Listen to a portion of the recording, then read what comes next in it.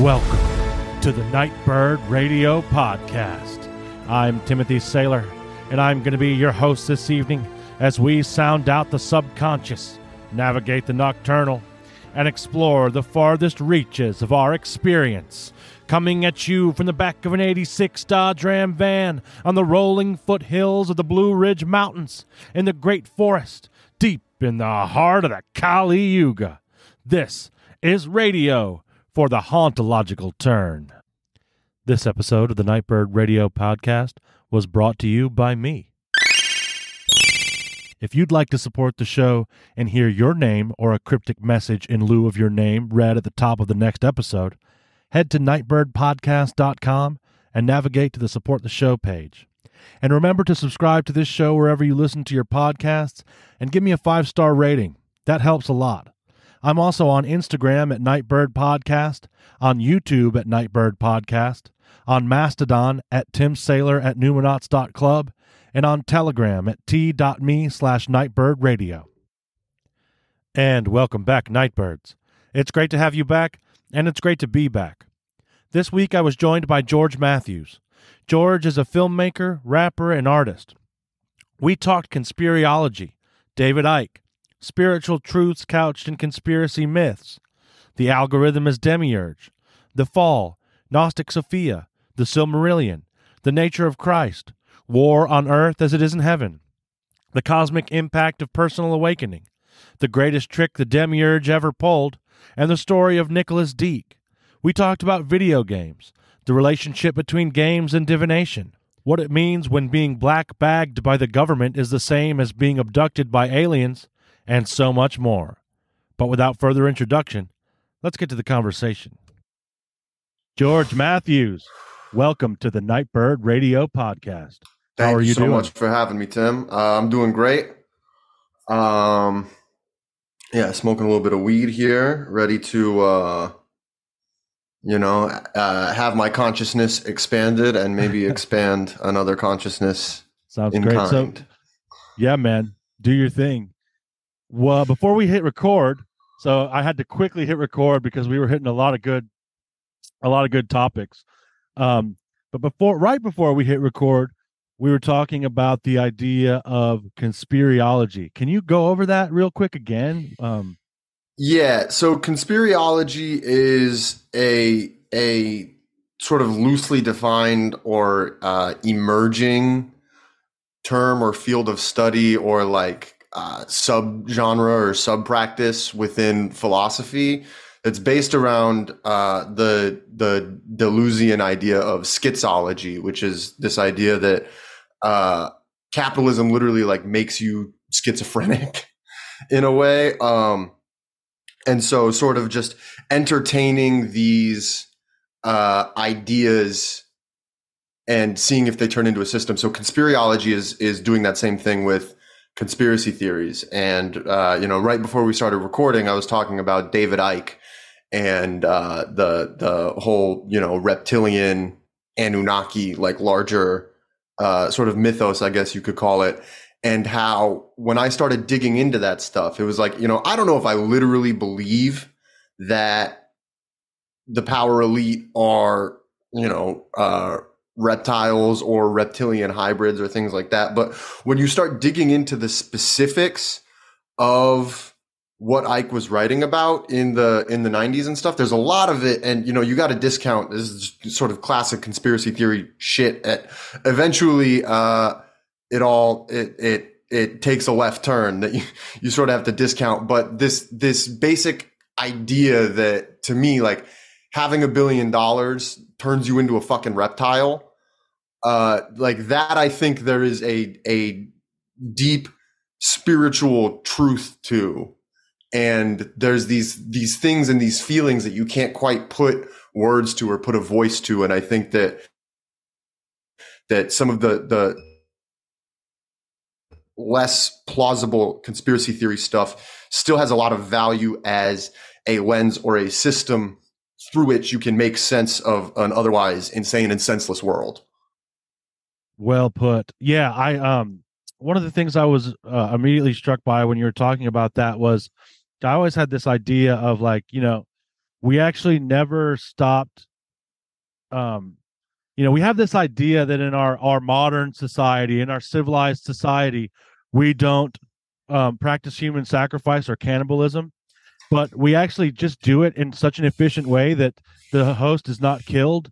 We just slowly extract the life force from them um, over an entire lifespan, and so that metaphor of like the elites drinking blood, like them being actual vampires, to extend their own unnatural lives, is like it's a great metaphor. And like stuff like that is like it's barely a metaphor, It's right? barely a metaphor. Yeah, right. It's like that the subtext is the text there, because it's like they are extracting your life force, and they are figuring out ways, and that's all of it, it's your depression, it's your happiness, it's Your coherence. your physical blood and sweat, like um people selling plasma to get by, and then you look up like, oh well, like where is that plasma going, right? Oh, And it's major pharmaceutical companies, and those are the guys, like those are the vampires that we're talking about. And so it's like they are literally sustaining themselves on your fucking blood. Yeah, it's on, not a stretch at all. on your essence, and then if you want to talk about that in like a more abstract or spiritual plane, I think about this idea of like what you were saying is like we make it, like they've made it so efficient, like it used to be to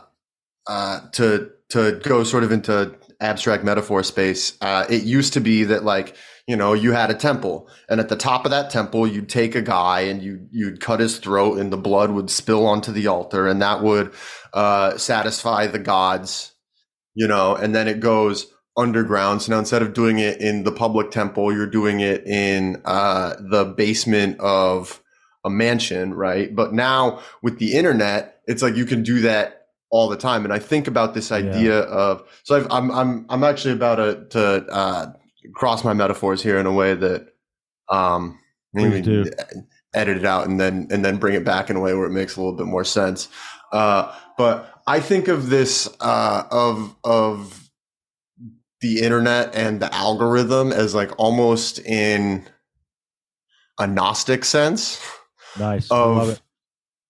Of like, so like you have the demiurge, right? Which is an emanation, a pleroma from the Most High God, who comes down and he emanates on his own. And that makes it disordered, right? And then we are made in that image, right? In the image of God, of the false God. And so now us in our likeness have emanated on our own, and we've created this other microcosmic universe, which is the internet. And then within that, right now we have the algorithm, and the algorithm is now creating its own thing, another layer deeper, to the point where like you have these algorithms that are like so advancedly trained to once again vampirically feed on people's essence, right? Your digital footprint, like that is who you are. The websites that you look at, the things that you buy, the things that you watch on the internet, like it feeds on that, and we don't even know how they work. Like you talk to the people that train these, and they're like, I don't know. You just sort of futz with the parameters, and then feed it this energy, and then it spits out, something else. And the way that people talk about the algorithm, and like including myself, like we talk about it like it is a self-sufficient, unknowable thing. Like it's a deity that we've created and are now no longer in control of. We talk about it like as a persona. Yeah, exactly. And so it's like, to me, I'm like, I couch things in pretty classic Christian terms for me. So it's like, the elites worship Satan, and now we've created our own miniature Satan that we then are like now creating things to worship in the form of the algorithm of Yeah. just this thing that then like feeds us what we need to so it's like we feed, it's like the parts of our essence, like the vampires, they drink our blood, and then the parts of us that they can't drink, they figured out how to create something that can drink it, Oh, so that wow. can then spit stuff back to us so that we can continue to bleed, so they can continue to drink that blood. Nightbirds, I hope you've been enjoying the conversation so far, and there's more to come. But first, I have to ask that you support the show. As I'm sure you've noticed, there are no commercials on this show. There are no paywalls. You get everything up front. For there to be free dialogue, I think it must remain uncaged by the interests of advertisers. But Nightbird Radio does cost time and money to make, and your support means I can spend less time delivering pizza and more time doing this. That's a win-win. So that's why Nightbird Radio is a value for value podcast. I hope you found value in this show, but I can't and won't dictate how much. Only you can decide that. But what I can do is invite you to take that value, turn it into a number, and head to nightbirdpodcast.com, navigate to the Support the Show page, and donate. We're also listed on podcastindex.org, which means you're able to send Bitcoin via the Lightning Network using your favorite Podcasting 2.0 apps, which can be found at newpodcastapps.com. I also accept services and dry goods in trade. There are many forms in which value is stored, after all. Email me at tim@nightbirdpodcast.com for more information. Sponsors will get a special mention at the top of the show. Thank you for your generous support. Want to hang out with other Nightbirds and Soapheads? For only $5 a month, you can gain access to the Polytechnic of the Numinauts, a private Discord server for artists, animists, and searchers that brings together the Nightbird Radio and Soapbox podcast communities. Just click the link I've provided in the show notes to get started. Now let's get back to the conversation. Oh, man.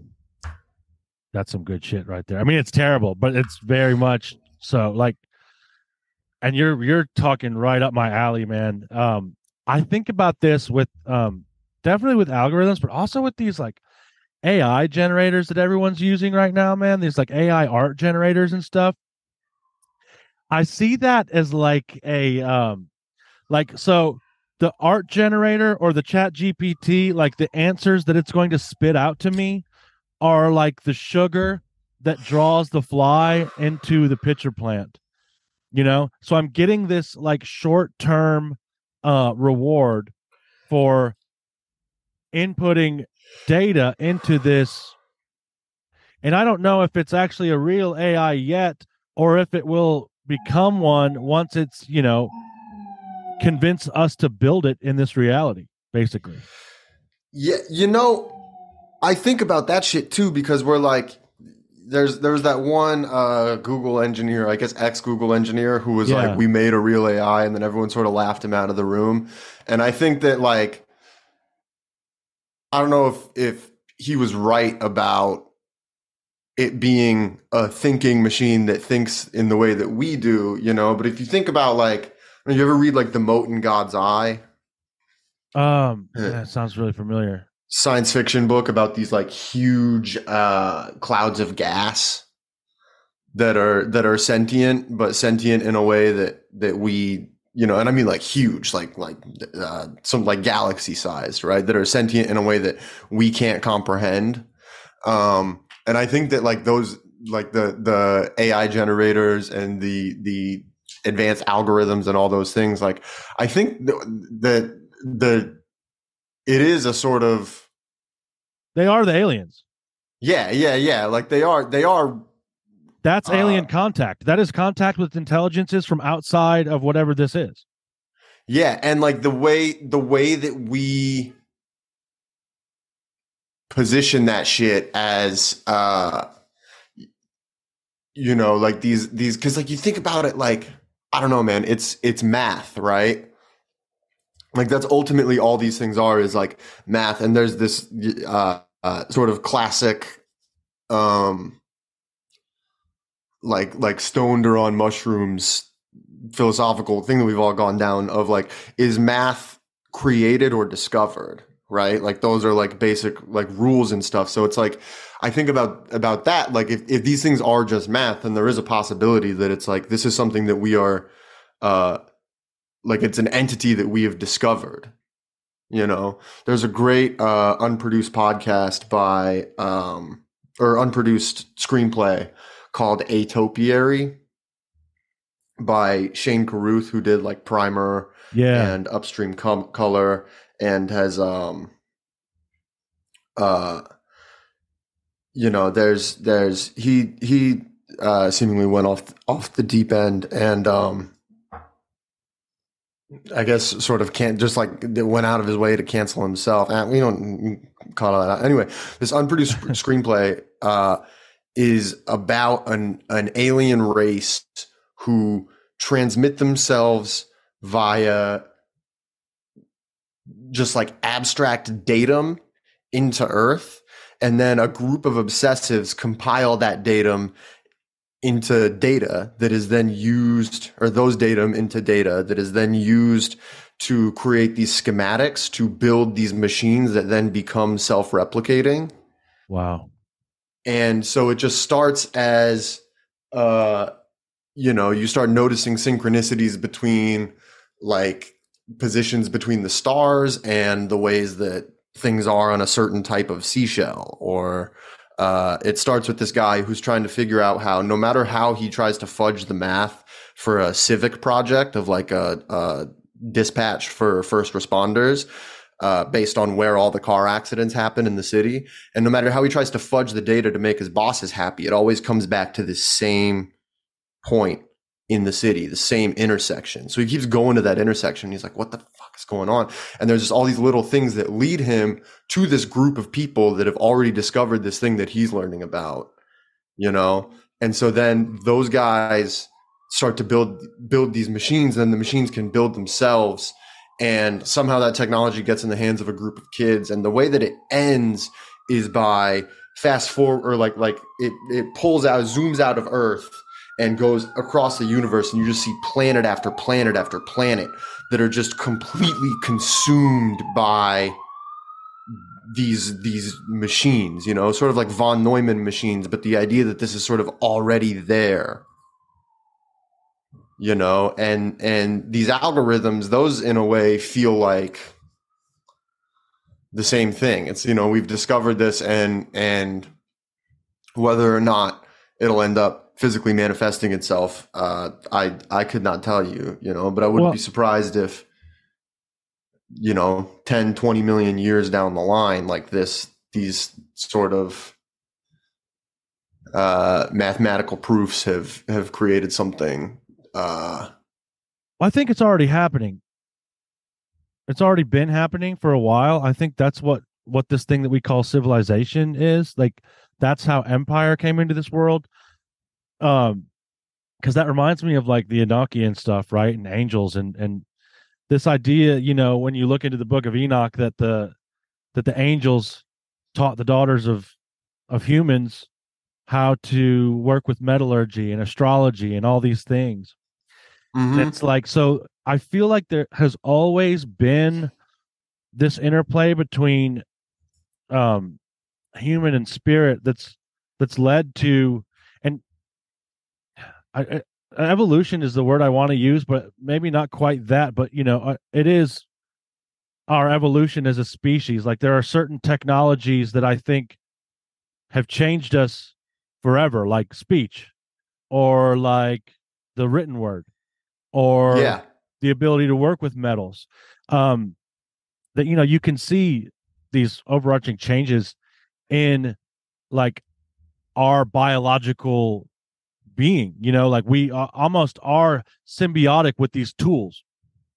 So I think that's always been happening, but I'm not going to put a value judgment on it either. Like, I don't know that that's an incredibly good thing or a bad thing, but I also think it is a dangerous game. Sure. Do you want to get in on the conversation? I've teamed up with Numinauts to offer you the opportunity to do just that. For only $1 a month, you'll get access to Numinauts.club, a Mastodon server for animists and artists that brings together the Nightbird Radio and Soapbox podcast communities. Just click the link that I've provided in the show description to get started. Now let's get back to the conversation. You could think about sort of the Eve's eating of the apple as a metaphor almost for speech, right? Right. Like in terms of like a physical and spiritual harmony,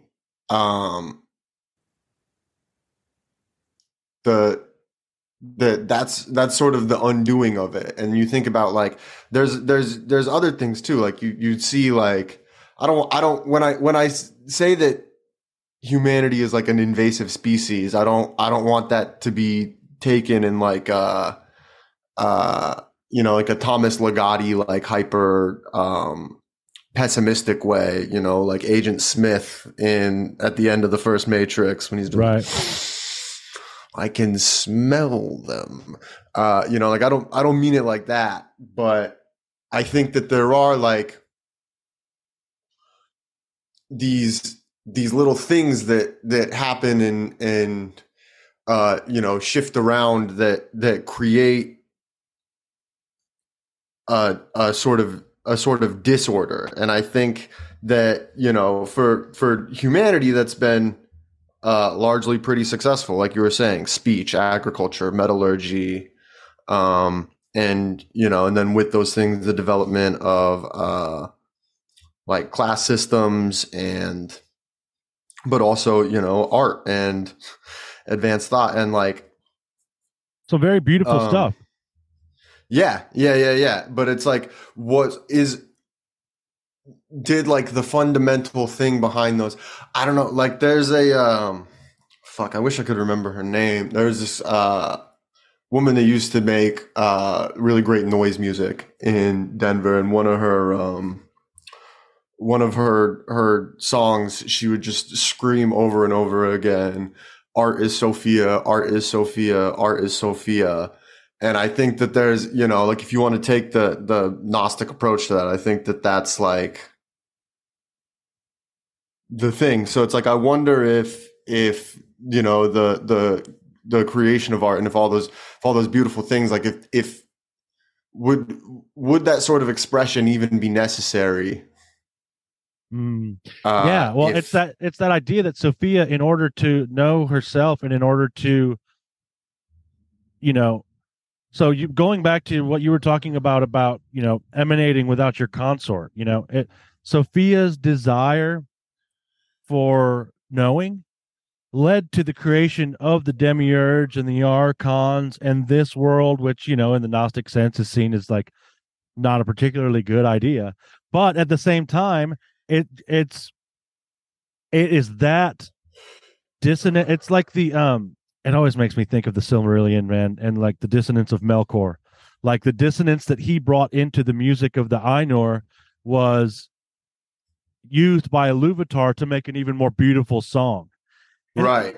That's an old idea, right? Like that this and it comes back to the Christian mythos as well. But yeah, so in order for Sophia to be raised up back into her seat among the aeons and to be, glorified and given her place, like she had to experience this. It's like the primal hero's journey, right? Yeah. Like she had to go to the depths. Yeah. In order to come back, like not changed but whole. Yeah. Yeah.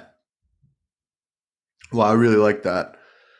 That's crazy to talk about that too, because I just I redid all the Lord of the Rings movies over the holidays. Oh, nice. Which used to be a regular tradition for me, and then I sort of fell out of it. And I was coming back to watching those movies, and I was like, I gotta fucking reread the Silmarillion. Dude, it's so good, man. I read it before I read any of those books.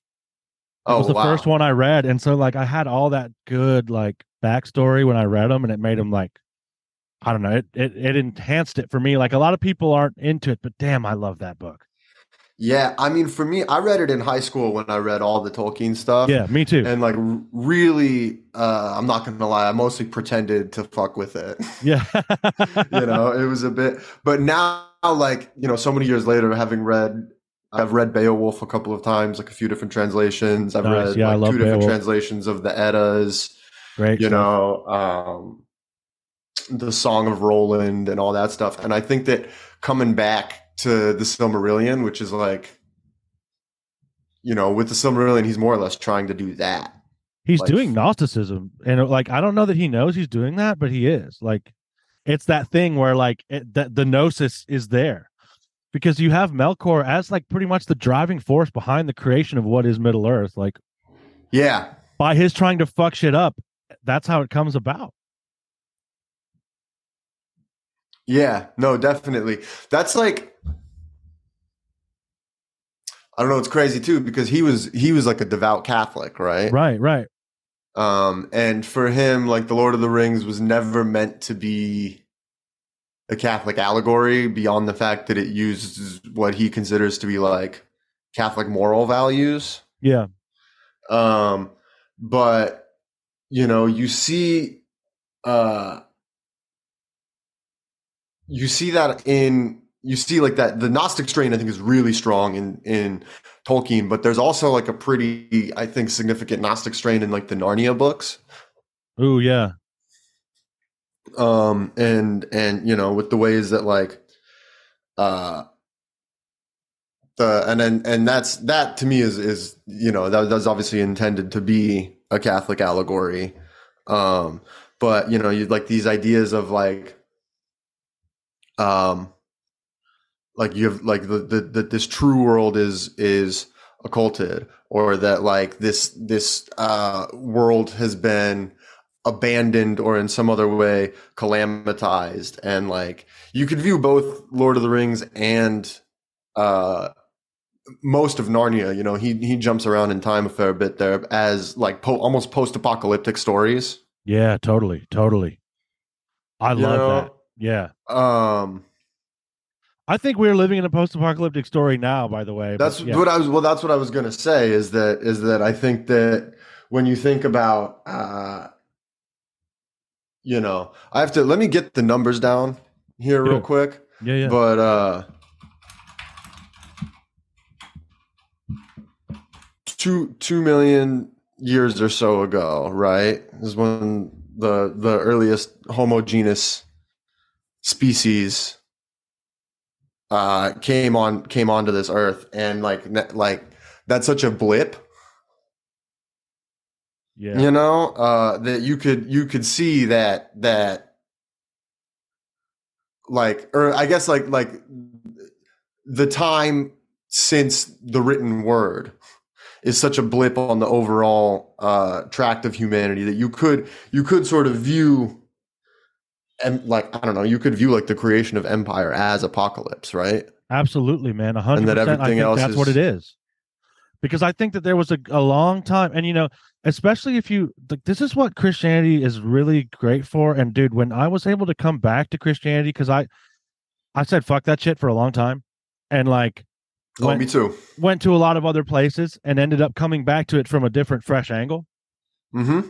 When I was able to see it for its archetypal and mythical significance, right? Like, okay, so if the if the story of Adam and Eve in the garden is a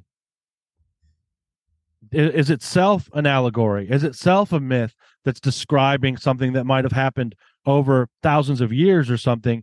If Eve was an entire civilization, or I like the Philip K. Dick idea of that being an initial event that echoed throughout history forever and ever, and that every story Mm-hmm. told is that the mind. I think he says in Valis, the mind does not wish to forget.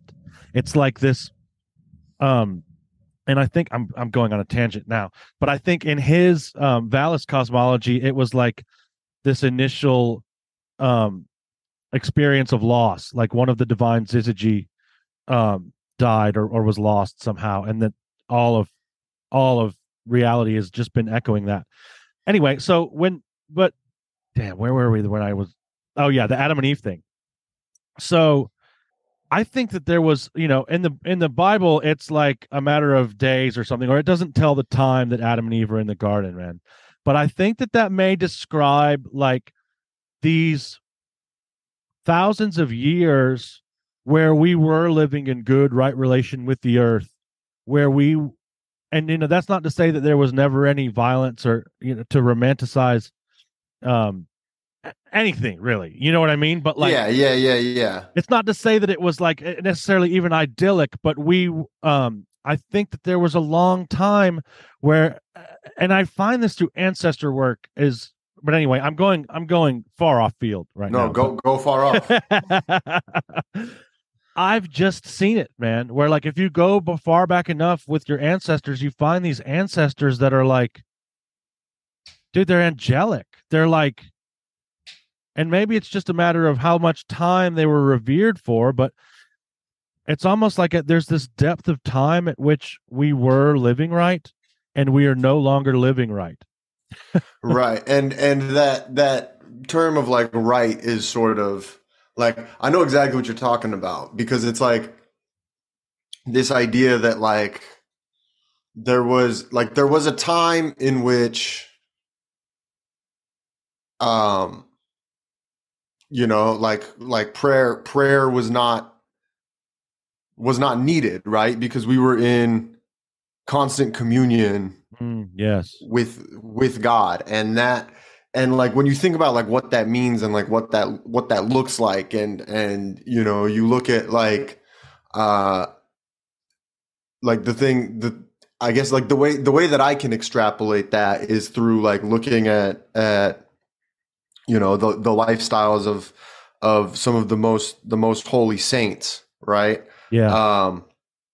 Or like some of the Beguine. Like, I don't know if you've ever read anything by Mechtild of Magdeburg. I have not.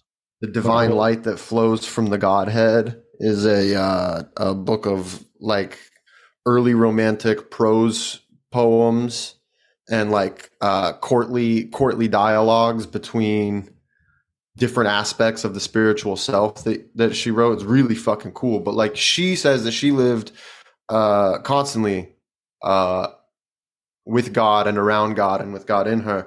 And like there was a time where that happened to everyone all the time. And like what that looks like I don't think that looks like like you were saying, like an idyllic world free from violence, but there was a moment at which that bond was broken, and that to me is like the biting of the apple, and like what that.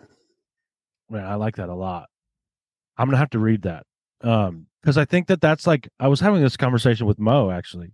That's Michael Simon for the listeners, but about like and the subject that we were talking about in this sense was the spider. The spider doesn't doubt itself. The spider is in that flow. The spider is in that constant communion, or any animal. You know what I mean? Yeah. Maybe it's domestication that's partially what does this, but any wild animal is an easier one to look at, right? Like the wild animal is in that flow, like the divine light flowing from the Godhead, like they're being their beingness at all times.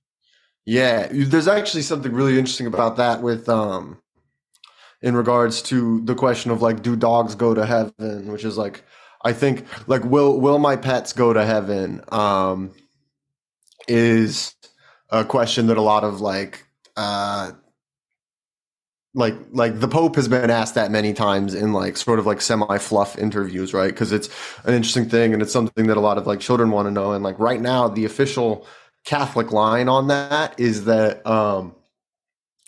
dogs that dogs don't go to heaven, but that you're reunited with them anyway, with this idea that like a dog is already part of God's creation in the same way that like a tree does not go to heaven. And that's not to like deny a dog their mental agency, but it's just to say that like the way in which animals are in the world Yeah. is in sort of like a like a perfect harmony and a purity of purpose. The beingness of their beingness is persistent. Like, Yeah. I mean, that's interesting, man, because when you were saying that, it immediately made me think of like, well, it's like saints. Like you said, it's like that's what a saint can do. A saint retains their agency after their death, I think, in the same way that, a tree does. Yeah. Or a bird or a fish or like and that they are able to do that because they get there um on Earth, right? In some way or another. Um That's cool that that's the official line. I didn't know that. yeah, that uh there's like a little bit more couching than that on the official line of, like in the same way that like when people are asked like, well, what if someone is really good and but they never heard of Christ, but they lived their life in a kind moral way, like do they get to go to heaven? And that's considered like the like if you listen to the yearning of your spirit that is calling you to God, but there's no like education that can get you to the Catholic Church or whatever, that you will still end up in paradise through that. And like that's also used to describe like how a lot of the great men and thinkers before Christ were able to be saved. You know what I mean? Well, that's sort of part of what he does when he descends to hell. Yeah, he breaks the chains, right? Yeah. Well, and I think that's a useful metaphor too for like yeah, okay, so there's that mythic, really potent mythic image of him going to hell and like um using the keys to unlock the souls in Hades and all that. Mm-hmm. But I think that really like touches to the heart of like what Jesus does. And that's like that line, the kingdom of God, the kingdom of heaven is within you. It is that like that giving that direct link, or like at least revealing it, maybe even, if I would go from a Gnostic sense, like the Christ reveals to me that which of me is already God's. Yeah, absolutely. Yeah, and that's like again, like pretty in line with, it's interesting because I think that a lot of and I'm gonna God, I'm probably gonna butcher some of this because I'm not, a theologian, but there's this podcast I love. Maybe I don't know, maybe you've heard of it, called The Lord of Spirits. No, I don't know it. So it's these two Orthodox priests, and they're both American Greek Orthodox, and their whole thing is just like going really deep on the fucking like the more esoteric shit that's in the Bible, and being like, what does that actually look like to like to a Christian? Like, what is that? Like what are like their episode on giants is like can't miss shit. I'm gonna have to check them out for sure. As well as like temporality. Like they have, and it really like that show really like flipped my fucking gourd around, man. Like that's, if you take nothing else away from this conversation, and not to fucking plug them on your show, No, you please, man. really have but like they're, so anyway, what they talk about is this idea of like there's this pretty common atheist line where the Abrahamic religions of being like, oh well, I'm not an atheist, I just believe in one less God than you. Oh yeah. And like that's not true, because like here's the thing is like when Passover happens, right? God comes down to judge the gods of Egypt. And that's not him judging whether or not they're like real or made up. Right. Yeah, yeah. Like those gods are real, and he is judging um if they are his servants or not. And if they're not, he, as the one true God, has the power and authority to conquer or destroy them. And like they go way deeper on this shit. I can't even remember how we got on this, but Well, I don't know. I don't remember how either, but I like where we're going because I think that that's like sort of what I strive for, man, is like a gnostic polytheism is like an I would actually have to put animism in there too somewhere, right? But I think that goes along with polytheism. oh Um, sure. right. Uh but I always thought that as a kid, even when I was in the church and really into it. Um why even have a commandment that says you should have no other gods before me? And dude, in the Old Testament, like Baal is doing stuff. You know what I mean? And the servants of Yeah. Baal are like battling with Elijah, and they're both doing magic.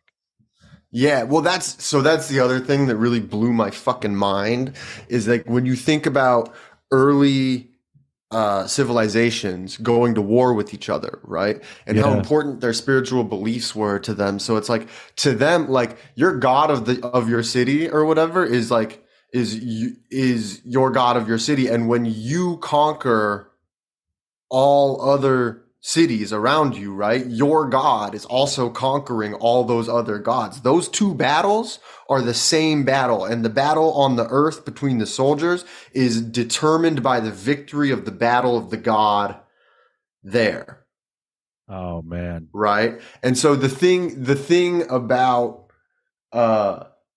capital G God, the Lord Yahweh, right, is that you can conquer the Hebrews, and your God doesn't conquer their God because their God is greater. Their God is the true God. And like that is such a fundamental break from the way that everyone else thought about these things, right? So it's like you have your city's God. Obviously, you're always going to pay tribute to that God, right? But then you have to pay more tribute to the city that conquered you's God because your God is in service now to their God. Interesting, man. I never thought And about that. and when you conquer the Hebrew tribes, they're like, nope, nope, our God is the greatest God. Yeah, that's like a And it's great not that our that's a God is great the only exploit, God, man. and your dog doesn't, and your God doesn't exist, but our God does. It's that our God is the greatest God.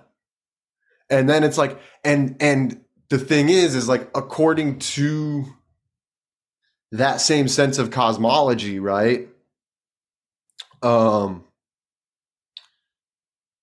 you're like, then maybe that's true. Well, Like, my let's say you argument too is worship. that makes Gnosticism inevitable at some point. That very conceit is going to eventually lead to not to a Gnostic heresy. Yeah, no, I would completely agree with that. Um, but like that, just like understanding that really reframed the way that I think about how things how things exist on the spiritual plane, and that and it really like unabstracted it for me in a way that I think both like deepened my faith and my magical practice, and also like to bring it way back to the beginning of the episode, uh, like that then becomes the lens through which you view things like satanic vampire elites, Yeah, and geopolitics right? in general, because I'm glad you brought it back to that because I was going to go from there. Like, okay, if those warring cities gods are also warring, then what is happening when the CIA wages a mind war against like, you know what I mean? What's happening on Yeah. the spiritual plane? Yeah. Well, and so it's like, I mean, the implications of that question, like that really is like, I have to kind of stop myself, because like that is the type of thing where I'm like, how the fuck do I go like buy groceries if I like fully understand the implications of that, you know? And this idea of like, to again bring it back to the beginning of the episode, you know, how does that warfare between cities change if one of the cities has also built a god from scratch? Yeah. You know, like, because like that's the thing, right? Is that we have this we have the internet, right? We have this lower emanation. We have this false world that we are now the demiurge of, Right. Yeah. and we can draw upon that, right, to wage war here in this false world that is happening simultaneously with the wars being waged between gods on the spiritual realm. And like, to really try to pick that apart, I mean, someone should Yeah, it's but I really don't want to. well, it kind of breaks the game, man. And that's why I think we find ourselves in this time that we're in. And what's happening now is, well, one of the cities is me, and one of the cities is you. And the war that's being waged is for me, and it is for you. And so here's my optimism coming through. My personal awakening and my spiritual quest therefore become of utmost and paramount importance in that spiritual um, story, in the story of what's unfolding in the realms of heaven and hell. What happens on earth now has become as important, because those worlds are spilling together now in a way that I don't know has happened in our recorded history. I'm sure maybe it's happened before. I'm a cycles guy, you know, Yeah. but like that makes my awakening and my spiritual development, like when I'm doing that, it becomes a cosmic event. Mm-hmm. Well, it's in every, right. There's the uh I can't remember the band. It's like an emo group that has a record called "The Devil and God Are Raging Oh, Inside brand Me." new. I love that album, man. That is a great album, dude. I always thought that album. I would see the album cover on like Rate Your Music and shit all the time, and I was like, "That's a badass name. That's a badass cover."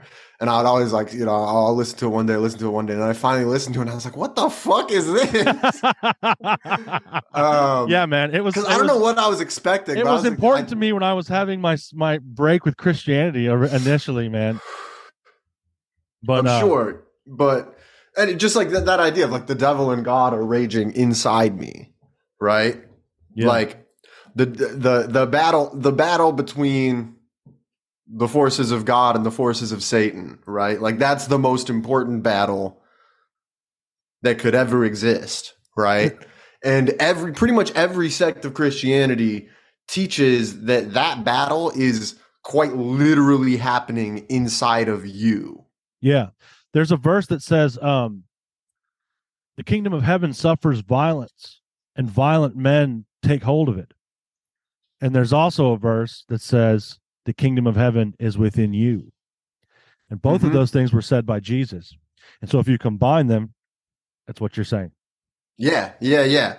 And like, the implications of that, like as they pertain to the minutia of your life, I think there is like a lot of cause for optimism in that, right? Like every time you make a decision that benefits your physical health, every time you make a decision that benefits your mental health, every time you beget kindness into the world, anytime that you stand up for what is right, or like you're like something I think about a lot is that sometimes I'll give my weed man like $10 too many because I counted wrong. This happens an embarrassing amount to me. I'm just really bad at uh counting money. And he's always like, "Oh, you gave me five too many."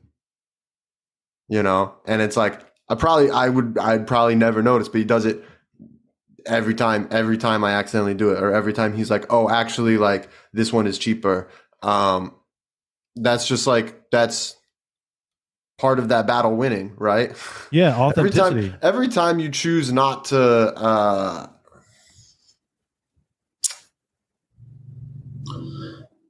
every time you choose not to like watch or read some shit on the internet that you just know is gonna piss you off. Yes, that's a big one. That's a big one.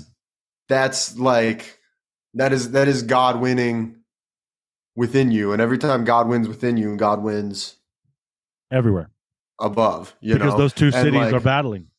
Yeah. And so you think about like, and the way that when you start thinking about the way that like time works in the heavens, and like the way that time works for God, and that like, all of this has already happened and is happening all the time. It starts to, I don't want to say it starts to break down, but like that starts to be where like my upper limit of what I feel like genuine understanding can be. Well, and that's good. And there's that I think it's Zhuangzi who said, and Ursula Le Guin named that book after this quote, and I might butcher it, but let me try. He says, to let understanding cease at what can be understood is a high attainment. Those who cannot do so are smashed upon the lathe of heaven. Mm-hmm. I probably misquoted it, but you get the gist, right? Yeah, it's this idea that, like, well, dude, that's a great mercy to me, because, like, whatever you think this is, I think it'd be hard to argue that I'm not. It would be hard to argue the fact that I am here to have a human experience. I am here to have a material experience. Like, I am here as a human, and I am here in the material. So, like, I don't have to understand those things. And this is, we can get into angels if you want, but this is something that an angel told me once, is that you don't have to know everything. We already do. It's okay. Mm-hmm. Like, someone knows, someone sees, and someone is taking account. You don't have to burden yourself with all of it. Just be. I think that's a really common refrain from angels. Both through like my personally verified experiences, but also like sort of the quote that's most famously thought to and I think inaccurately thought to reference the fact that angels are quote unquote crazy looking or whatever. Right. But the fact that every time an angel shows up in the Bible, the first thing they say is "Be not afraid." And I think that's sort of a misreading of that, because I think that it's selling it short. Be not afraid is sort of what you're saying, right? It's like, be not afraid. There is like see this as proof of perfect knowledge, right? Yeah, I love that. Guiding a path, and like it's this, and like I don't know. I think of like hell as not, is not a lake of fire with like Spanish Inquisition racks everywhere and stuff. It's just oblivion, right? And so when they say like, be not afraid, you like, that's them being like, be not afraid, you can end up here. Yeah, and you go on. We're coming to tell you something else, or like something to guide you on the path, right? Yeah. Which is interesting when you say hell is oblivion, because I think that actually using that logic hell is being imposed on people now because it's like there's this force that wants people to think that everything ends at death and that there's nothing after that. It's this materialist idea, right? That I'm just atoms and that when I cease to be, it will be nothing. Dude, that idea scared me so Yeah, much that it led me into 13 years of like heavy drug addiction. Not just that. Obviously, there were other factors at play, but that was a big part of it. totally, The totally. fear. Well, it's just, and I think that like that's to go back to other classic quotes. The greatest trick the devil ever pulled, right, is convincing the world he didn't exist, right? Convincing people that there is no that these like these because then you get into like that whole like Thomas Ligotti shit again of like, oh, we are like this idea that like God is an aberrant chemical in your brain Right. Yeah, or yeah. whatever, or And that's the what the emotions demiurge that wants you to think, right? yeah, exactly. Well, that's the thing is they want like that's the true like demiurgic thing is he wants you to believe that everything that has ever existed begins and ends with what he created. Right.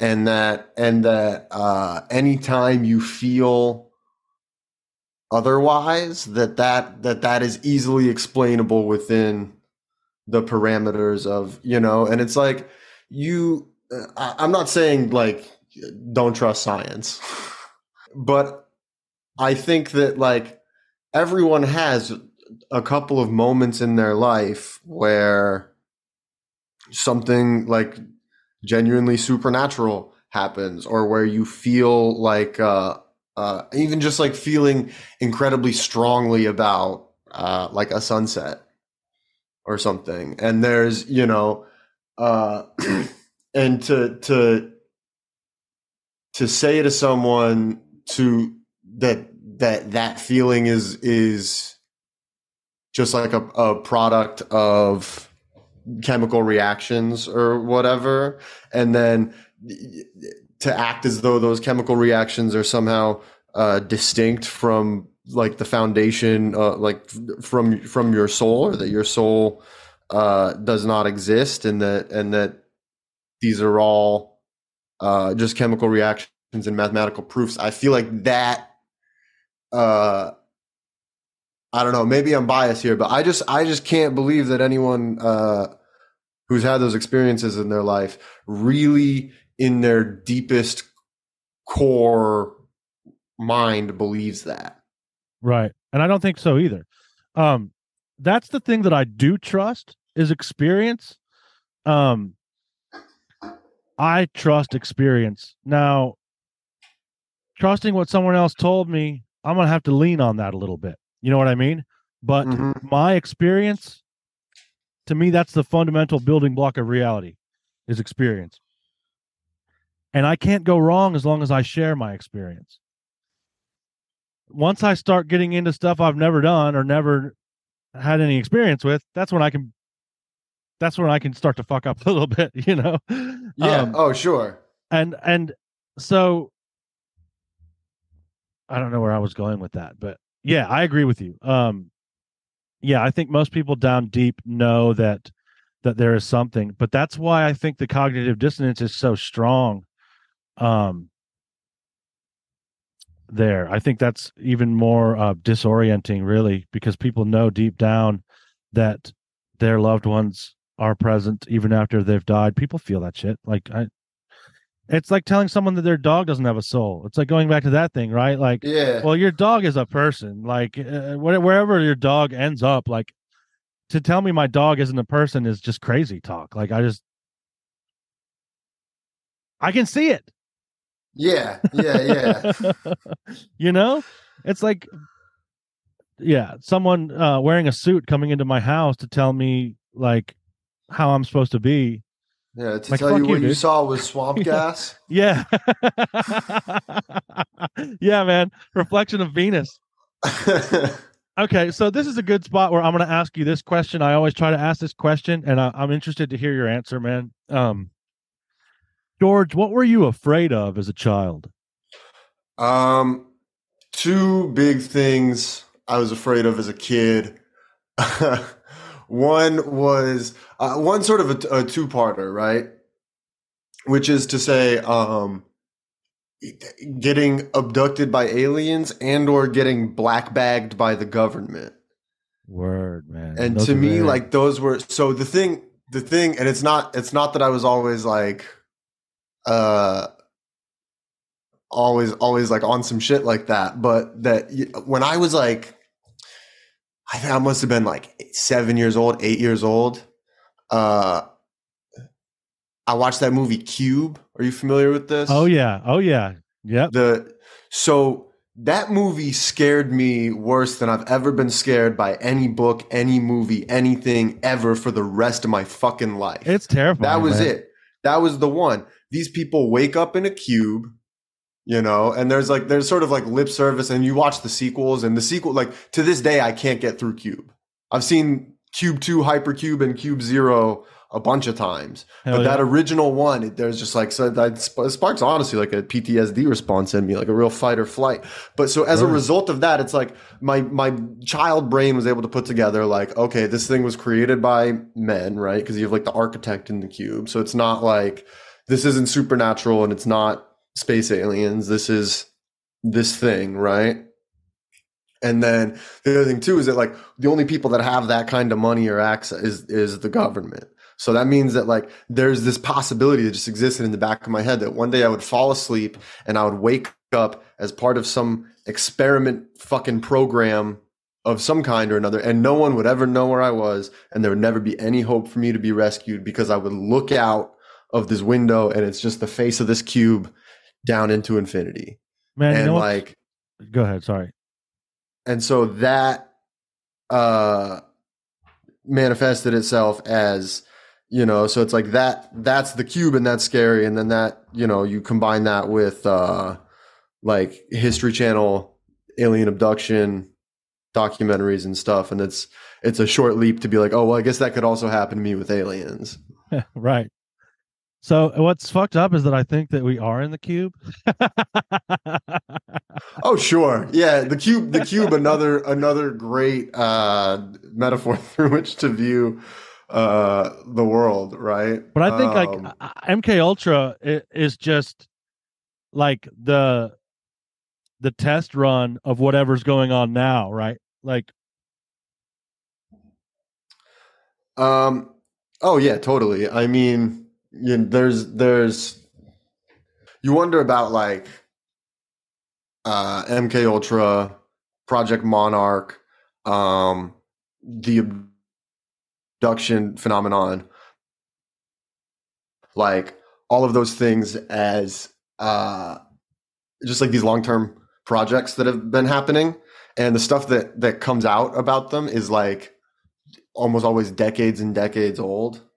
yeah, and it's like, oh, they didn't find anything, so they stopped. Yeah, Yeah. sure. And it's like, okay, and it's like, well, I mean, you could just look at like stuff like Candy Jones or the death of Nicholas Deak. Very fucking sus. Oh, I don't know that one. Do you mind enlightening me? Yeah, so let me readers, if you're interested, there's a great article in Salon magazine, so like a mainstream source, called the James Bond and the Killer Bag Lady, that goes pretty deeply into this.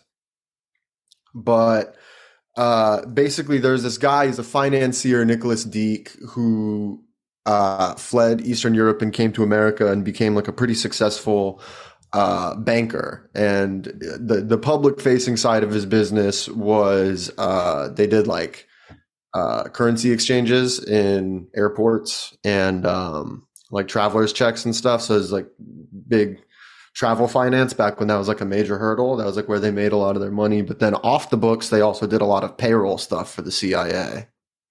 So like managing like dark money and paying out assets and informants and funding for operations and things like that. Like they were sort of responsible for the money laundering for that. I think he was in the OSS originally. Anyway, so rumors start to surface that he might get that he might blab a little bit. Like the other side of his business isn't doing as good. The CIA is moving away from running money the way that they were through him. Iran Contra stuff is going to get out here, and so then this schizophrenic homeless woman named Lois Lang, Lang, shows up at his office, waits in the lobby for him. He shows up and she pulls out a gun. She shoots him twice and he dies. And like, just like a cursory look into her life, right? Like, so it's like, okay, she went to Stanford, developed developed schizophrenia. And some of these details might be a little bit wrong, but like I said, I encourage all the listeners go read that article by Mark Ames, James Bond and the Killer Bag Lady, to really get. And then it's like, so she's schizophrenic. She loses her husband. She loses her job. She becomes like semi-homeless. Gets arrested a couple times. Always has a good amount of cash on her. Is receiving like free psychiatric care from 2 different MK related doctors. One of whom is later arrested in the 90s for keeping like a 16-year-old boy holed up in a motel room, trying to turn him into literally turn him into a mind control assassin. There's like a whole fucking lawsuit about this that he lost. That Damn. This was a thing. And so he was responsible for her, right? The other guy's responsible for her. And then she just hops on a bus from, I want to say like Boston down to Florida, meets up with 2 random Cuban expats, and then goes up to New York to kill this guy. Come on. Wow, man. That one is really like, to me, like even more so than the Candy Jones stuff. That story of Nicholas Deak is the one that really like pilled me on this idea of like, okay, there is like, and that's in the 80s, right? Yeah. And yeah, I think you can use the internet to do it now. And like what we were talking about before, we just totally. I mean, the whole thing of like, this is stuff where even the most mundane explanations are like so unfathomably horrific and almost insane, where it's like, so like you think about this idea of like the FBI like catfishing depressed Muslim pizza men to try and get them to go like shoot up a Walmart or whatever, right? Yeah, right. And then school like shootings. Yeah, these same things. Or like, so you think about that, and then it's like that's like confirmed to just happen. And why were they always on their radar? Like the most, well, it's like, but there's specific ones you can see. I think most of the evidence for a lot of this stuff comes from the times that they fail. Yeah. Like with this pizza guy, they failed. And so they just, ruined his life and arrested him on a bunch of charges because they couldn't get him. He was like, I don't want to do terrorism. And they couldn't get him to cross over on it. And so it's like they're like, why the fuck was the FBI trying to talk him into this anyway? Like those chat transcripts are public, and you can see they're not trying to get him to like join an existing cell to become an informant or like, see if he knows anybody. They're like fully just like trying to radicalize, egging him on to do it. To become a jihadi, and he refuses, so they ruin his life. And so it's like the most charitable explanation for why the FBI would be doing shit like that is that they need to justify their own counterintelligence budgets, which is like the darkest one. It's so dark, and that's so fucking bleak to, like that's like the real, that's like, worse than the other shit. Yeah. In a way it is, because then it's just like this completely like mundane capitalist thing that they're like and I mean, in a really twisted way, you can almost see it as like a fall from grace, where it's like, man, we used to have these guys carry out political assassinations on the behest of the crypto Fourth Reich, Right. and now we're doing it just to service lame dumb capital, Right. you know. Um, Yeah. but like no, but then there's like at least the other explanations for shit like that, yeah, carry some kind of ideological undercurrent. And Right. it's like they're fighting for something horrific. They're fighting for the forces of Satan, but they're fighting for something that's not just like trying to make sure that we can still get the fancy pens Right. Right. at the Yeah. Quantico head office or whatever. Like, but I think that these things have like advanced and streamlined and also like privatized so much. Yeah, definitely. You know, like you think about like the same within a year or two of them passing FOIA, they passed like Patriot Act and a bunch of other things that allow for like private contractors to exist, and because those contractors exist in the private sphere, you can't FOIA them, and like Right. that's where And why all wouldn't that they do stuff that? It almost gets makes you think transferred FOIA over. is. It almost makes you think FOIA was done for that reason. You know what I mean? Like, let's move it, and we'll make it look like we threw them a bone, and then we get to take this shit private. Yeah, and then it's like, and so it's like, who fucking knows how that information gets, used? Because like then when you make it private, you're also like inviting the corporate world onto the cutting edge of that shit. Yeah, and that's when it goes, and that's when it becomes a global phenomenon too. Like, and that's when you start like looking at, I don't know, like I have seen nothing to like really support this, but it's my own pet theory that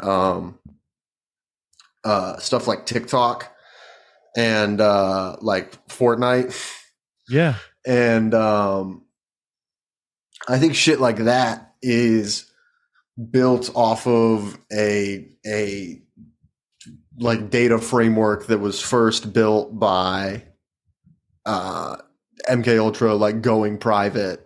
Yeah. And Operation Monarch going private, and then like this like framework then could then be like extrapolated into like software basically, just for the purposes of making a shit ton of money. Yeah, right, and just harvesting data, which is same difference, right? Yeah, well, that's the blood they couldn't figure out how to drink, is the data. So that's like sort of the like this is just what I was saying earlier, Yeah, I think that's what video games have become. Yeah, I mean, I say that as someone who loves video games. Me too. I grew up with them. I love them, man. But there's something about the modern video games that do something to me that the old ones don't. So like that's why a lot of the times I play like classic stuff or maybe some indie stuff, Yeah, because like the modern UI, like I'm almost entirely in the indie space unless like FromSoft is putting out a new game, because I just like hate, like I don't have the patience to do like the battle pass shit, and God forbid if a game that has like a battle pass time suck type model is like has a gameplay loop that I'm really into, right? And I'm like fucked, Yeah, and it, like didn't and like and that's happening to like everybody is the thing. Like it used to be like I played a fair amount of World of Warcraft, when I was in school, but like the only other one that like really like hit me that hard was Diablo 2. Oh, I was big into Diablo as well. Diablo 1 and 2. I mean, I've put in more hours into Diablo 2 than I have any other game. I was an Ultima Online guy back in the day. Ever. Oh, wow. I played the old Ultima games. Yeah, they're fun. Just because I found this website that wasn't blocked by my school computers that had a bunch of like old Dawson like text adventure games. I love those games, man. I love those adventure games are great. King's Quest and things like that. Mm-hmm. Those are high stakes, man. You get to put the wrong item somewhere and you got to do the whole thing again too. Yeah. The whole thing's over. And you don't even know it sometimes. How brutal. It's crazy how brutal those old adventure games are. And And like, I was playing them with the benefit of like, I tried to do most of them blind, but I was playing them with the benefit of like, there are yeah, strategy guides you online can now. look I up a can't walkthrough fucking if you really need it. imagine trying to play some of those Sierra games in like Dude, there's 1997. some of those Sierra games you walk around for hours before you realize you already broke the game. Yeah. Yeah. Um, Um. and I think Anyway, this may be just a fancy way of me doing the old man thing and being like, video games just aren't the same anymore, man. When I was a kid, you know what I mean? But at the same time, I feel like it's just a lot of the times it's like willingly putting myself inside of a Skinner box, man. I'm cubing myself. yeah. Oh no, totally, totally. And it's like I think that's the thing, or I guess the distinction you can make it like not an old man thing is that there's still a lot of like great indie games coming out. Yeah. Many of which I would say are like much more playable than the older games that they like take inspiration from, Yeah. Like I don't know if you ever played the fucking Super Nintendo Teenage Mutant Ninja Turtle game. Yeah, yeah. It is so fucking hard. It's hard, man. It It's is nearly crazy impossible. hard. It's Yeah. like almost impossible, So like I love when an indie developer is like, we're cloning this, but making it with all of the knowledge that we have now with video like that shit is so cool to me, and that's coming out now, right? And you've got like, but I think the key difference is that even the games that were hyper addictive, it was never like, I don't know, it wasn't like, your average person wasn't doing that. And even like I like playing like Halo Online. Like I played a lot of Halo Online. I had a lot of friends that played a lot of Halo Online, but there was never like you had a lot of guys that were like average players that were into Halo that weren't like, you don't get this like I read this article about FOMO in video games. Interesting. And how like there's like so many people that it's like I used to play like a lot of different video games, but now it's like if I pay for a battle pass in Fortnite or whatever and I miss out on fucking 3 days worth of games, then I'm quite literally not getting my money's worth because I paid for access to all these things that come from these events. And it's like, so like that model is so insidious. And I just don't think it like that model hadn't been invented. And I think that's like the key difference is that model is like completely permeated the game space. Interesting. Yeah, I didn't even know about that stuff. It's been a while, man. I've been out of the loop. I just totally pulled back from games because I couldn't I couldn't journey. I couldn't go, like my dreams would be infiltrated by this user interface, man.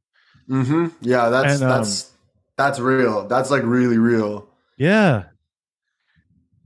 And but I'm just now kind of starting to play a little bit more, but I started playing like like old RPGs. Like I start playing Chrono Trigger again because I love that game, man. It's one of my favorites.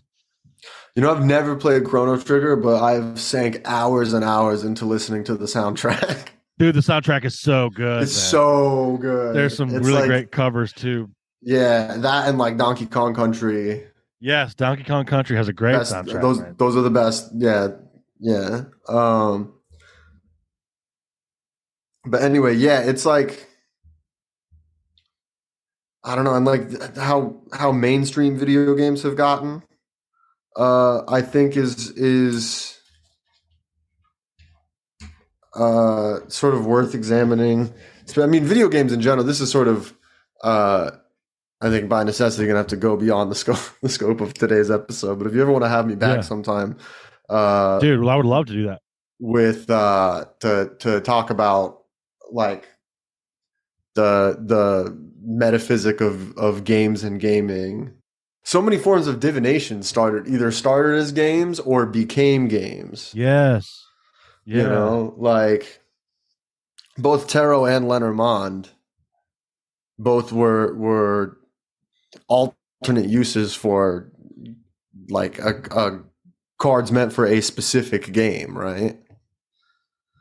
And then like on the converse, you have like the Ouija board, which is like I get like a tiny shiver every time I'm like in Target and I'm surrounded Yeah. by like, Settlers of Catan and like fucking Minions Monopoly.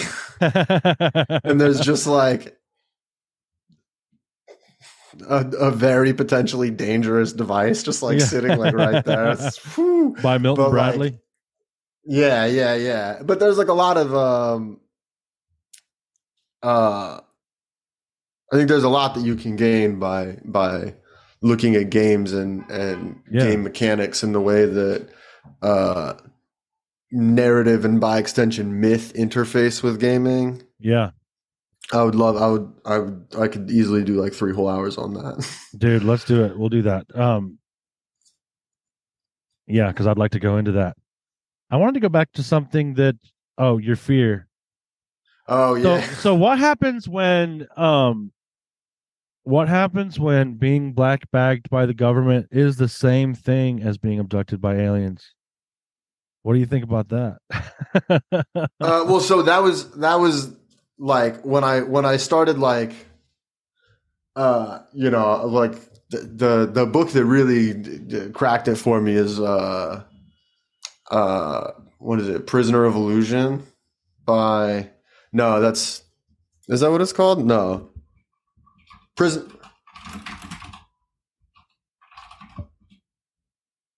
Prisoner of Infinity by Jason Horsley. I haven't read it. That book is basically about the fact that getting black bagged by the government is the same thing as getting abducted by aliens. I'm gonna have to add it to the list. I like him. Um, I've heard him on podcasts, but I've never read any of his stuff. yeah, yeah. I mean, he's no shade to him. I think he's a great thinker. Um, but there's a lot that I don't agree with. But I think that That's always going to be the case. I think. yeah. But the sort of way that he lays out the UFOlogy cosmology as it interfaces with like the reality of deep politics, I think is really compelling and like instantly clicked to me because of those two fears being so closely related to me Yeah. as a kid, and When you like said them, it just clicked off. Like, oh shit. um but like those were like my two and then like I guess vampires would probably be the other one. Another very, very Yeah, poignant vampires really scared the symbol. shit out of me. Um What was it about the yeah, vampires? Was it about being sucked dry, or was it about becoming immortal?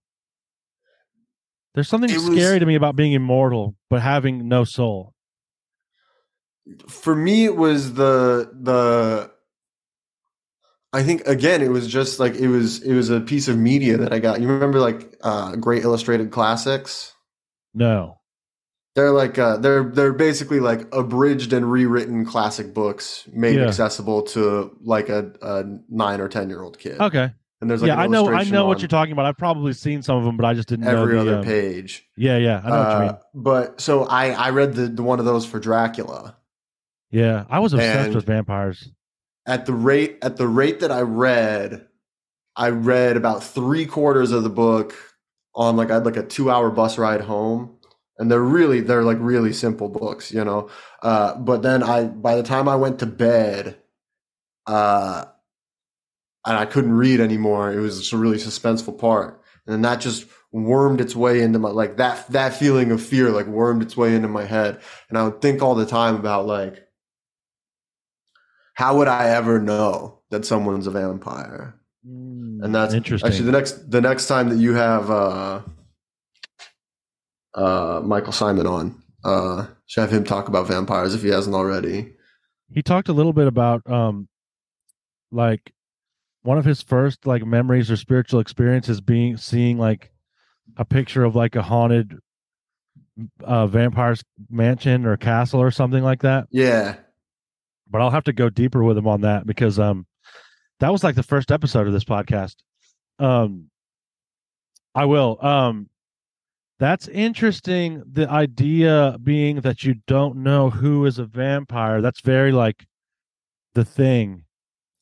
You know, well, it's like because like I would never see like I'd never see him during the day, but as a child, like my time among the public at night is severely limited, right? Right. Yeah. So I'm like, if I'm like going past a house, like just like that, there could be a vampire like 3 blocks up from me. I would never know, you know. And if it happened to me, like I think all these fears share the same core of like not being unrescuable or being unable to be believed, Mm, you know. So it'd yeah. be like the type of thing where like, you know, if I got sucked dry by a vampire, just no one would ever think that it's a vampire because people don't think vampires exist. Right. And then You if you got know, if I abducted get by an black bagged by alien, the government, if I get abducted by aliens, there's no hope for me to ever be able to share that experience in a real way, you that's know? a really interesting because, right, those experiences are all seen as illegitimate experiences. The government only wants the best for you. There are no aliens and there are no vampires. Like, and so hmm, that experience itself makes you unknowable Yeah, in our in mainstream society. You know, obviously, like that's one of the reasons that this podcast exists is so that to let people know that you are knowable. If you have that yeah, experience, like there are others who have had similar experiences. There are other like, and I'll go back to the idea of experience itself. Like this is the like one of those spells that I'm trying to break. Right, is that um if you got abducted by aliens, I don't care whether that happened in a physical sense or it was a what you might call a spiritual experience or what science might call a hallucination because your experience was the experience. You experienced it. It happened to you. And so I think this idea of like trying to qualify the experience is a spell that is put on us. And that if we're able to break it, then we are able to access, I say in the intro to this podcast, the farthest reaches of our experience and share them. totally. Yeah, yeah, I think that it's like I don't know, man. This is I guess my favorite thing to do. It's just like there's this movie called The Gulf of Silence about this woman who makes uh like first contact basically with aliens, but she does it through she gets like contracted by the government basically to work on this team that's like researching this, and she makes first contact, and they're like, you got to be hush hush about it, and she's like, I can't, and so she's like, she quits and she writes a book, and the way the movie ends, spoilers, but the way the movie ends is that like she's just like going on the ufology circuit, and like we know that her experience is real, but she's like, yeah, like I just like wrote this book and I go out and I talk to these other people and everyone thinks that it's like what I'm saying is exactly the same as what they're saying. Oh, man. Yeah. And it's like, and the thing is that like that's like the core truth of the matter. Like in some way or another, that has happened, Yeah. right? Yeah. Yeah. Like truly. Right. And so people end up getting like marginalized and kind of sequestered off into this like it's a an alternative scene, right? Like to say the least. And there's Yeah. a lot of disinfo surrounding that, right? Because then you have people being sent into that same scene by whatever powers that be to make those people sound crazy by being one Yeah. of them and being crazy. Yeah.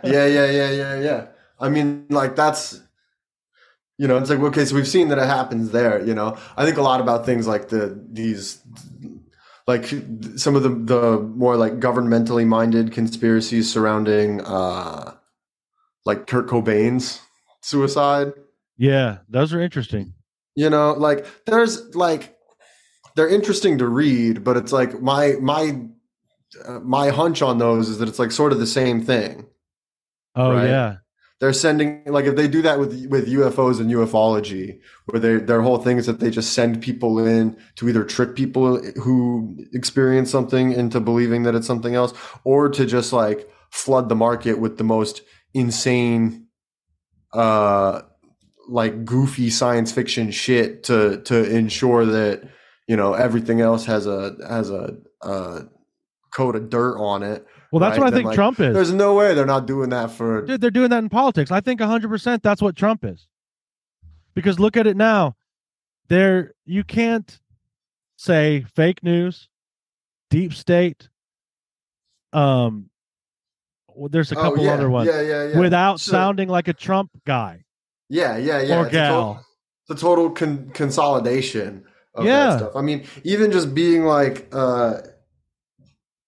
you know, I mean, thankfully I think the Epstein suicide got enough coverage that people are taking that, that is sort of like in the JFK zone of like mainstream probability, right? Like that's now in the Overton window. But there were like years and years there where it was like, you know, you'd be like, why does it seem like all the elites are in a pedophile cult? And people would be like, oh, what? You're Pizzagate? You're a Right. Pizzagate guy? You're a QAnon guy? You like? But And I it's like, think that, no, there's just like, dude, I think the damage stays done there. It's weird because like I'll still talk to people who are just pretty even keel on the narrative stuff, mainstream, I guess would be a way to put it. And they they still can't grok it or they won't. And so it stays in this like I said, the damage has been done. Like the cognitive dissonance maybe is so uncomfortable that they just won't entertain it at all. But regardless of what it is, they won't entertain it. So I think you're right. Like it is more it's becoming more acceptable, but I think that there are still like I said, there's just like free floating trauma about this shit. yeah. Well, I think the thing that's interesting to me is just like, tie everything home Yeah. with this one. We'll see, but just that, like, okay, let's say, just talking to a straw man here, I guess, right? But like, let's say you believe in God, right? Okay, Yeah. you believe in supernatural powers. Right. You believe that the power elite in the world do not have our best interests at heart. Right. You think they're not utilizing those spiritual forces in the world to do this? You think that like that's not like a component of what's happening in that, because like I think there's a lot of people out there that believe in God, or like believe in something, right? And they really and truly do believe in that. But then it's like, okay, if you believe in that, like, why would you believe that that's not being harnessed Yeah. behind closed doors? Yeah, that may be part of the fracturing of the schizophrenia that you were talking about, of that schizology, right? Like the fracturing of the psyche that allows that to happen is what causes us to live in an insane society, like, or they're part and parcel of the same phenomenon. Yeah, totally. Oh, I just realized you can probably pick that up on my mic. Sorry about that. No, you're good. Um, but yeah, like that is like the the fundamental break, I guess. The apocalypse that we're now in this post-apocalyptic narrative of is having a spiritual force inside of you, living in a world that interacts with the spiritual world, and then not being allowed or not having the tools to like somewhere along the line, right? We lose the innate tool set to access and interface with those things, Right. and the loss of those tools, and or maybe even the trade and knowledge, right? Like if you want to get, if you give up half of what you used to see for for knowledge, right? Like if you give Mm. your eye to the raven for knowledge, then you're only seeing half the shit, right? So it's like we pluck our eyeball out and we give it away, and then we get this knowledge of language and empire and all these things, and what we're giving up is Depth perception. depth perception. Yeah, exactly. Exactly. To be able to like go into the deep and interface with those things. And so then we have to create systems, and we have to test out these systems. We have to use this new tool set that we've gotten to recreate those tools so that we can interface for it. Because like even though we're missing that, like there's still that component inside of us, and it yearns, right? I like that you've used this metaphor. This is good. Um Yeah, totally, man. I think, yeah. Um, and you can see that. Oh man, that's a really good point. Because, like take for instance, like our disconnection with our dead, and just the practice of like, of honoring the dead and um venerating our ancestors. When you take away that tool, you have to replace it with something, and the thing that it gets replaced with, yeah, I think is like innately archonic. the things that we do to replace that interfacing, I think though, like that's what's inherently archonic, right? Is what you're trying to Yeah, say? yeah. Okay, I got. All right. So Um, like, so like instead of, and I don't even know what replaces that, man. To be honest with you, like, who do I venerate? Like, I think maybe if I am not venerating my ancestors, then I'm venerating celebrities, maybe, or people outside of myself, or people that I've been have been pushed into my face in order that I might venerate them. So I don't have as firm footing in where I came from, and I don't have as firm a footing in the life of my history, or even the planet, because there's a point at which, back into my ancestry, those ancestors become just land spirits. Like the land itself is my ancestor because we come from it. yeah. And the stars as well. And so you can see that, like, this idea that I am connected to all that going back is cut. It's severed. And so my belief that it's severed leads to, like, because I don't think you can actually be separated from it unless you think you are, right? But I And so, think. go ahead. So that leads me to Oh, look for sorry. all these. That leads me to look. No, you're good. I'm just trying to think through this and explain myself. It leads me to, man, I think there's just like all kinds of things, man, like initiation that's being um sought in harmful places. Um for me, it showed up as addiction, imprisonment, stuff like that. Um anyway, I may be on a tangent. I don't know.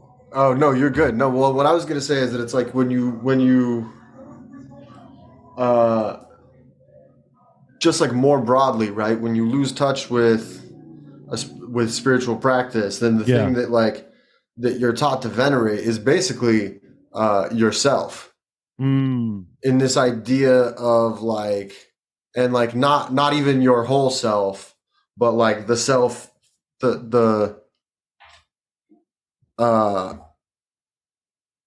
the self that perceives like only physically, right? And like when you, like with what you're saying is like when you're connected to things, and you realize that those connections exist all the time, right? When you feel those moments of like, we call them out of body experiences sometimes, Right. Yeah. right? And it's like you can take that like totally literally, and this idea that like the thing that is meant to be worshipped sort of in this post-apocalypse is uh your physically embodied self. And because your physically embodied self ceases to exist when your brain or your heart shuts off, right? Then there's nothing else in this world that grounds you to anything else beyond just and so, and I think that's like that's what leads to the dissonance, right? Because Yes. the part of you that is connected is yearning, and the part of you that isn't can feel that yearning because it's a part of you, right? And you don't know where to satisfy it, and that's and you, when you try to satisfy it, you try to satisfy it through drugs, you try to satisfy it through like making a fuck ton of money, right? Right. Yeah. You try to satisfy it through like all of these different things, and even if you feel sated, I feel like what happens more often than not, and maybe even what happens in like the sort of creation of these reptiles or whatever, right, is that eventually you follow that yearning in such a way where you do kill it. Yeah. You kill that thing that's inside of you, or you sever its attachment to your physical body, right? And like that's and so that you no longer have to feel that. This connection is the what I was getting at, right? And that can be attained through all manner of spiritual practices. The ancestor one is just the one that happens to be the best example for me personally, but it can be all kinds totally. of things. Because like that's the thing, is that, and like once you start going down those, like once you start listening to that yearning, right, you will learn really, really, really quickly what it does and doesn't actually want, and what does and doesn't work for that individual component, right? Yeah. And that's like because you like, because now it's like not only are you feeling it, but it's like now you can listen to it, and now you can see and feel these. I mean, that's like why, like I don't know, I think everybody on earth should have some kind of spiritual practice in one way or another, and to actually interrogate it, and to think about their own metaphysic, right? Yeah, definitely. Because yeah, when you don't, I feel like you're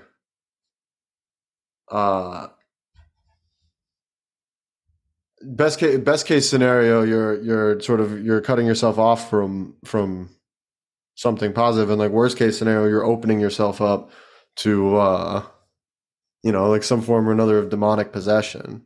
Well, and yeah, and I would say, and that form of demonic possession can be just as simple as, if I'm not working on my own metaphysics, I'm inviting someone else to do it for me, or I become very vulnerable to someone else doing it for me. Yeah, well, the devil and God are raging inside you, right? Yeah.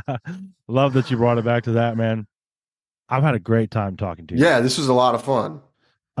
Real quick, I do want to give you the opportunity to, is there some, where can people find you, man? Where can people engage with what you create? So I don't really use social media. If you want to check out a film I directed, you can go to Thomas Wright Film, WRIGHT film .com, and it's all on there. It's sort of like a like nature documentary version of found footage. Nice. film. Otherwise, you can follow me on Letterboxd.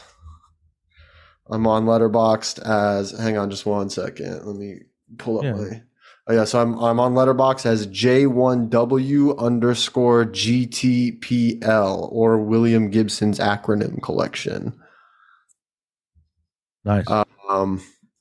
Yeah, so if you're interested in seeing what I have to say about movies, or you're interested in watching one of my movies, that would be the place to do it. Awesome, man. Thank you so much for coming on. Yeah, thank you for having me. This is a real blast, dude. I look forward to doing it again, man. We'll have to do that video game episode. Yeah, for I sure. would love to do that. And find some cool guests for you for that too, if you want. Oh hell yeah. Sorry, you want to do the outro again there? No, we're good. You got it? I'll make it work. All right, sweet.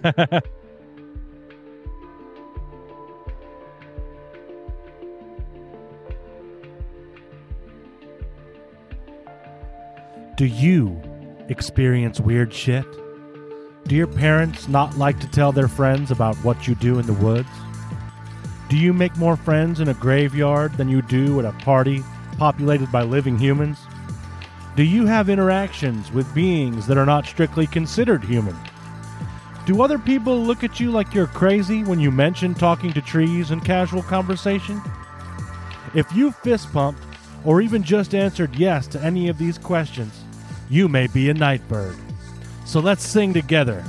If you'd like to come on the show and flap your gums with me, share your stories, or just talk about the malleable nature of reality for a while, then send me an email at tim@nightbirdpodcast.com. That's tim@nightbirdpodcast.com. I'd love to have you on the show. But until then, I gotta fly. But before I go, let me say this. Remember, you are never alone. I believe you.